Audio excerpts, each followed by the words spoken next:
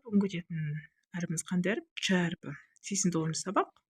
Ч әріп қандай әріп? Дауыссыз дыбыс балалар. Ч әріпін санағыштардан жасап көрсет дейді балалар. Мына жерде тұрған балалардың бәрі кімдер? Чемпиондар балалар. Чемпион деген сөзді, мына жерде астында чемпион деген сөзді талдап көрейік. Ч қандай әріп? Дауыссыз әріп. И қандай? Дауысты. М қандай? Қандай әріп м? Дауыссыз. П қандай? Дауыссыз. И қандай? Дауысты. О қандай? Дауысты. Н қандай? Дауыссыз екен балалар.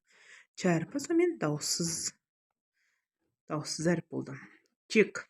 Чемпион. Чемпионат. 4 буын бар балалар. Олимпиада. Қанша буын болды? 5 буын. Чемпионы. 4 буын бар екен балалар. Сиднейде олимпиада өтті. Оған спортшылар қатысты.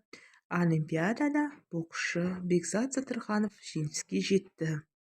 Қазақстандық боксшы олимпиада чемпионы атанды дейді балалар. Балалар, мына жерде қандай сөз тұр? Қандай тал? Терек. Терек болса, терек деген сөзден, терек деген бес әріп екен. Т, Е, Р. Шарын алып тастаймыз да. Ек деген қалады екен. Сол кезде алдында ш деген әріпті қосамыз. Сол кезде мына жерде чек деген сөз шықты балалар. Балалар, түсінікті ма?